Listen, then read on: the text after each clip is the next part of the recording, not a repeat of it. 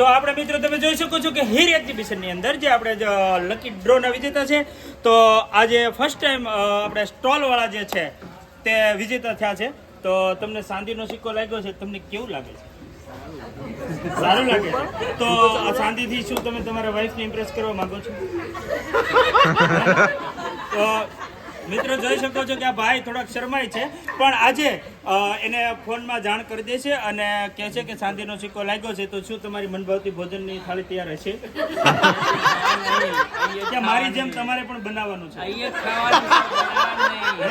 તો મિત્રો તમે જોવો છો કે આ ભાઈને બનાવવું નથી પડતું, એટલા માટે પોતે જાતે વાસણ ઉટકે છે, કપડાં ધોવે છે મારી ઘોડે, તો એ ભાઈને બનાવવું પડતું નથી. તો હવે આ ચાંદીનો સિક્કો મળ્યો છે તે બદલ આપને ખૂબ ખૂબ આભાર અને અભિનંદન.